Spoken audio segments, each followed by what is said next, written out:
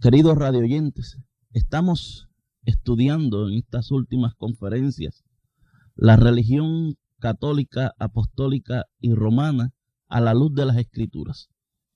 Creo que es una responsabilidad de todo ser humano el escudriñar sus creencias religiosas y también escudriñar cada religión en el mundo y verificar sus enseñanzas. ¿Por qué hacemos esto? Porque se trata de la salvación. Se trata de la salvación de cada alma, de la vida eterna. Entonces, pues, tenemos la responsabilidad de separar el error de lo verdadero y de separar la mentira de la verdad. A fin de cuentas, vendrá un día en que Cristo nuestro Señor se aparecerá en las nubes y vendrá en esta ocasión a juzgarnos, a juzgar a todo ser humano las cosas que ha hecho mientras estuvo aquí en la tierra. Y tendremos que darle a Dios precisamente cuentas por las cosas que hemos creído, las cosas que hemos predicado y las cosas que hemos estado haciendo, aun cuando Él no nos ha autorizado a ello. Hemos estudiado de la religión católica su nombre, hemos estudiado su fundamento basada en la tradición, hemos también estudiado su fecha de fundación, su lugar de fundación, y hemos venido estudiando ciertas doctrinas relacionadas con el apóstol Pedro, al que ellos le dan la autoridad como de ser la cabeza de la iglesia, y debido a eso hablan de una sucesión apostólica que no existe en la Biblia. Claramente estudiamos en el libro de Hechos que hay un caso de sucesión apostólica. En el caso de Judas, que se ahorcó, fue sucedido por Matías, pero se requirió de unas características previas para que este hombre Matías pudiera reunir esos requisitos que se exigen en la palabra de Dios para poder suceder a Judas. Tenía que ver a Cristo cara a cara y tenía que haber estado desde su bautismo en su ministerio, y ningún hombre fuera del siglo I reúne estos requisitos. Por lo tanto, la sucesión apostólica no existe. Pedro no es la cabeza de la iglesia, ni es quien tiene autoridad en materias religiosas. Amados, si Pedro no es cabeza de la iglesia, y si el Papa en Roma no es cabeza de la iglesia en la tierra, entonces, ¿de quién es la verdadera autoridad en la iglesia? La verdadera autoridad de la iglesia, según Mateo en el capítulo 28, en el verso 18, dice: Jesús se acercó y les habló a sus discípulos, diciendo: toda potestad me es dada en el cielo y en la tierra. Creo que ese texto por sí solo contesta esta pregunta: ¿quién tiene la autoridad aquí en el cielo como en la tierra? Cristo mismo. De Él es toda la autoridad.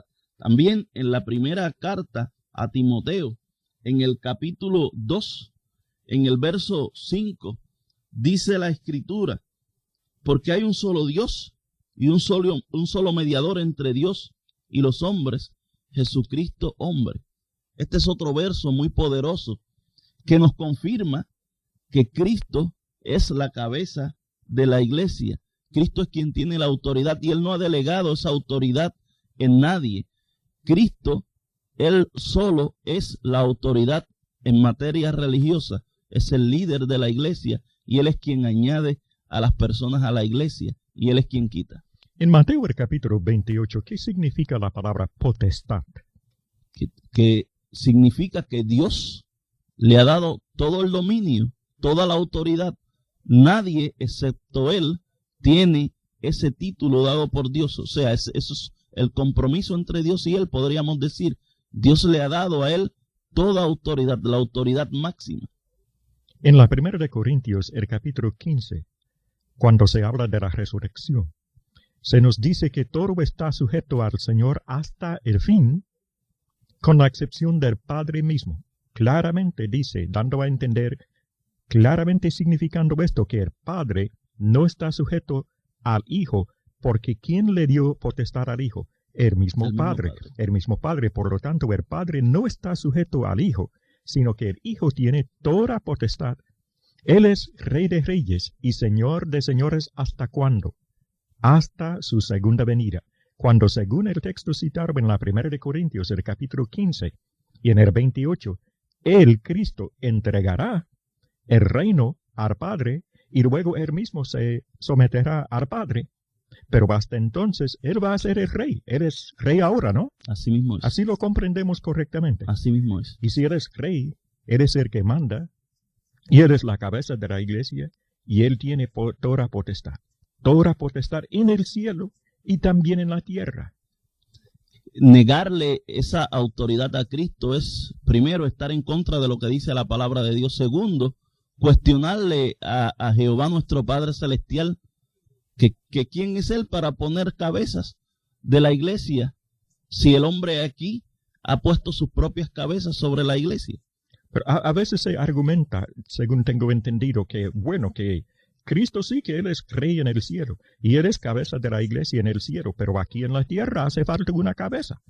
Y que por lo tanto el sucesor, así llamado de Pedro, es la cabeza de la iglesia en la tierra. Sin embargo, en el libro de Efesios, en el capítulo 1, en los versos desde el 17 hasta el 22, dice: para que el Dios de nuestro Señor Jesucristo, el Padre de gloria, os dé espíritu de sabiduría y de revelación en el conocimiento de Él, alumbrando los ojos de vuestro entendimiento, para que sepáis cuál es la esperanza del que los ha llamado, y cuáles las riquezas de la gloria de su herencia en los santos, y cuál la supereminente grandeza de su poder para con nosotros, los que creemos, según la operación del poder de su fuerza, la cual operó en Cristo, resucitándole de los muertos y sentándole a su diestra en los lugares celestiales, sobre todo principado y autoridad y poder y señorío, y sobre todo nombre que se nombra, no solo en este siglo, sino también en el venidero, y sometió todas las cosas bajo sus pies, y lo dio por cabeza sobre todas las cosas a la iglesia, la cual es su cuerpo, la plenitud de aquel que lo llena en todo. Claramente en este versículo se ve cómo Dios, el Padre Celestial, le ha dado toda autoridad al Hijo y lo ha puesto por cabeza en la iglesia, porque Cristo tiene el mismo atributo de Dios, es omnipresente. Él está en todos sitios. Y Cristo puede estar aquí en la tierra aún estando allá en el cielo. Pero como estando el Señor en el cielo a la diestra de Jehová, ¿cómo ejerce Él la autoridad en la iglesia? Que la iglesia está aquí en la tierra y Él está allá en el cielo. ¿De qué manera Él puede tener autoridad, ejercerla aquí en la tierra? Cuando Él estuvo aquí en la tierra, Él nos dejó unos principios bíblicos. Luego el Espíritu Santo vino y nos dejó la palabra, que según Efesios 6:17, en la palabra de Dios es la espada del Espíritu. Y por medio de la Biblia, que nosotros la tenemos hoy día a mano, Él ejerce su autoridad porque su palabra es verdad. Está su palabra con nosotros y al nosotros obedecer esos estatutos, esos mandamientos que Él ha puesto para la iglesia, nosotros obedecemos a Dios. De esa manera Él ejerce su autoridad. Interesante. Muy instructivo, en verdad. Este texto en Efesios, el capítulo 1, es contundente. Dice, sobre todas las cosas. A la iglesia. A la iglesia. Cabeza de la iglesia. Sobre todas las cosas. Volviendo un momentito, hermano Juan, a la primera de Timoteo 2:5, donde dice que Cristo es mediador. ¿Él es el único mediador? Él es el único mediador sobre la tierra. Esta no es la enseñanza de la Iglesia Católica Romana. Desgraciadamente así es. Esa es una de las diferencias grandes entre la doctrina católica romana y la Biblia. Ellos enseñan que otra persona es la que media entre Dios y los hombres. Que es María, que vamos a tocar ese punto un poco más adelante, ¿no? Hermano Juan y amados que nos escuchan, analizando estas doctrinas de la Iglesia Católica Romana, haciéndolo todo humildemente, haciéndolo todo con el solo propósito de edificar, de orientar, de instruir. Quisiera hacerle, hermano Juan, la pregunta siguiente, para nuestra edificación y para la orientación de nuestros oyentes. La Iglesia Católica Romana, una de las doctrinas principales tiene que ver con un lugar intermedio después de la muerte, entre la muerte y el juicio, un lugar que se llama el purgatorio, ¿no? Sí, así le llaman. ¿Es esta una doctrina bíblica? No es una doctrina amparada en la Biblia, es una doctrina que de hecho, esa doctrina tiene su origen para el año 1439 en un concilio en la ciudad de Florencia. Pero el concepto de purgatorio ya viene arrastrándose desde el siglo VI, cuando Gregorio el Grande, uno de los emperadores de Roma y que fungía también como papa de la iglesia, él desarrolló y enseñó esa doctrina del purgatorio. Basado en esa enseñanza, ellos comenzaron a celebrarle misa a los santos. Y la idea era que se les celebrara misa a las personas que se habían muerto para que Dios las sacara de pena y las llevara a descansar porque habían muerto con el pecado original. Ese es el concepto en sí de este llamado purgatorio. Pero la Biblia no tiene ni una pizca de que las personas cuando mueran vayan a un lugar intermedio llamado purgatorio. Si van a un lugar intermedio, según dice Lucas 16, a un sitio de espera, es lo que se conoce como el Hades. En el capítulo 16 de Lucas, desde el verso 16 al 19, se habla de un lugar en donde dos personas que se trata en este verso, que es un rico y Lázaro, una persona que era justa y una persona que era injusta, fueron el día que murieron a dos lugares diferentes. Uno fue al paraíso y el otro fue al Hades. También Jesucristo, el día de su muerte, el ladrón que estaba él al lado, que se arrepintió, él le dice: hoy mismo estarás conmigo en el paraíso. El paraíso es un sitio en el Hades que es el lugar de descanso, de espera de los justos. Pero los injustos van a un lugar que se llama el Tártaro. Eso es un lugar de tormento. Y si fuéramos a Lucas un momentito, me gustaría leer unos cuantos versos. En Lucas el capítulo 16, la historia del rico y Lázaro comienza en el versículo 19. El rico, ya estando en el lugar que se llama Tártaro, esa palabra no es muy conocida, hermano Juan. Es una palabra griega, ¿no? Es una palabra griega que lo que significa es un lugar de tormento. Es la misma palabra que encontramos en la Biblia, traducida a veces infierno. Así es, Tártaro. Ese rico, estando ya en el Tártaro, suplica a Dios que le deje pasar al paraíso. ¿Qué le parece? O que alguien del paraíso venga sí, y lo consuele. Sí. Porque él dice: estoy atormentado en este lugar, en esta llama. Y él suplica a Abraham que le haga posible pasar de un lado a otro. ¿Y cómo le responde Abraham? Dice: pero Abraham le dijo: hijo, acuérdate que recibiste tus bienes en tu vida y Lázaro también males. Pero ahora este es consolado aquí, en el paraíso, y tú, en el Tártaro, tú estás atormentado. Además de todo esto, una gran cima está puesta entre nosotros. ¿Qué quiere decir cima? Cima es una palabra con S, S-I-M-A, lo que quiere decir es una gran profundidad, un gran abismo. Dice que está puesta entre nosotros y vosotros. De manera que los que quisieran pasar de aquí a vosotros, no creo que nadie quisiera pasar del paraíso al Tártaro, pero no podrían. Pero es imposible. Imposible. Pero lo muy importante es que dice: ni de allá pasar acá. No hay purgatorio en este pasaje. No hay purgatorio y tampoco, según lo que enseñan estos versículos 25 y 26 del libro de Lucas capítulo 16, son palabras de Jesucristo mismo, es que una vez usted se muere, su destino espiritual está sellado y no hay manera de que por medio de rezos, por medio de pagar misas, usted pueda sacar a una persona del lugar de tormento y llevarlo al lugar de descanso. Es una mentira, punto. Pero muchos viven esta vida con la esperanza de poder purgar sus pecados después de la muerte. Porque esa enseñanza está basada en la tradición católica, apostólica y romana, y ellos le enseñan a las personas que la Biblia tiene tanta autoridad como la tradición. O sea, ellos lo que han ido es prácticamente borrando lo que dice la Biblia y añadiendo lo que dice la tradición, y eso es una de las formas de tergiversar la palabra de Dios, es una forma de llevar a las personas al infierno.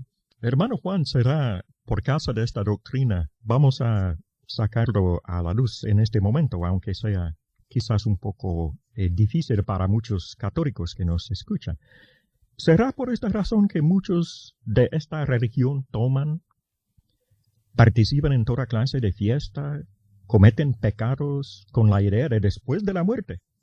Viven la vida, esta vida material, esta vida en el cuerpo, la viven gozando de todas las cosas, según la Biblia, ilícitas para el cristiano, pero con la idea de purgar esos pecados después de la muerte, o que los familiares lo hagan por medio de rezos y misas y etcétera. ¿Será por eso que viven en pecado efectivamente? Estoy seguro que por esa razón es que ellos no piensan en las cosas negativas o en las cosas atroces que vendrán después de la muerte, porque ellos tienen una falsa esperanza. La Biblia habla de esperanza verdadera y habla de esperanzas falsas, y a ellos les han abrigado una esperanza falsa, y ellos piensan que después que se mueran pueden ir a vivir con Dios. A mí me está a veces curioso cuando hablo con ciertas personas que practican esta religión, cómo ellos se refieren al futuro, en donde ellos prácticamente salvan a todo el mundo. Es cuestión de pagar misas, porque eso dice una doctrina católica, eso está escrito en los libros, en los libros católicos, en los libros de catecismo, y eso es desde pequeño lo que le vienen enseñando, y ya su entendimiento, su conciencia está entenebrecida. Usted le presenta la verdad de Dios y ellos no creen la verdad de Dios, porque creen la mentira del diablo, creen la mentira de estas doctrinas basadas en la tradición y no en la verdadera palabra de Dios.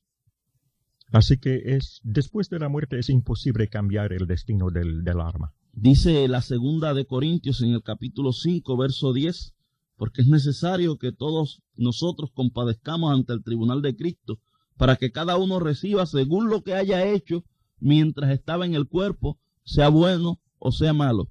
Cada uno tiene que ir allí a rendirle cuentas a Dios en el día del juicio final, de acuerdo a las cosas que hicimos mientras estuvimos vivos en este cuerpo.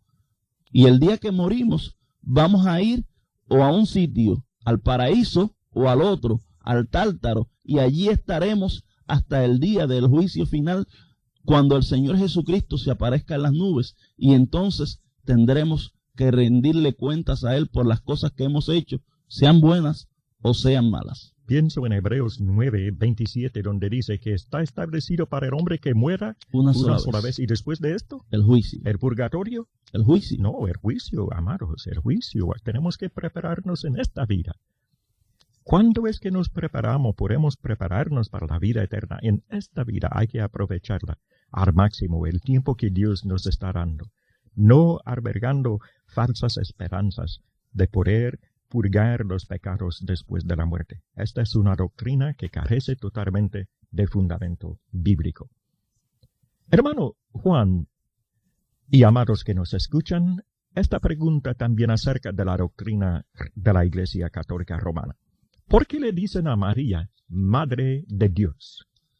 Ese concepto de Madre de Dios es un concepto pagano que viene desde las viejas religiones de Babilonia. Le llaman a María Madre de Dios porque ella fue la madre carnal de Jesucristo. Y quiero hacer una salvedad. No quiero que los amigos radioyentes piensen que nosotros somos irrespetuosos de ninguna manera con la figura de María, porque sabemos que la misma Biblia enseña que ella sería llamada bienaventurada en los siglos venideros. Y nosotros reconocemos que ella fue una mujer bienaventurada, porque escoger a una persona para que fuera la madre de Cristo, el Hijo de Dios, tendría que tener unos atributos muy destacados y más que todas las otras mujeres de su tiempo para que fuera ella la escogida. Además de que tenía que ser del linaje de David. Pero el que le reconozcamos esa bienaventuranza no da el derecho a llamar a la madre de Dios. Porque Dios es eterno. Dios ha sido siempre. Dios fue primero que María, muchos siglos primero que María. Dios existe desde la eternidad. Y Cristo también es eterno. Cristo viene desde la eternidad. Cristo fue primero que María. Por eso cuando vamos al libro de Génesis y leemos la creación, bien dice Jehová, hagamos al hombre, invitando tanto a Cristo como al Espíritu Santo, que son eternos, que estaban allí en ese momento. Cristo es eterno y por tanto no puede tener madre en ese sentido, en el sentido espiritual de ser Dios. Pero María es la madre de Cristo en la carne y hay una gran diferencia. Solo en la carne. Solo en la carne. Madre de Dios.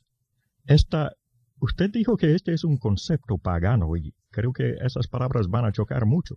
Un concepto pagano.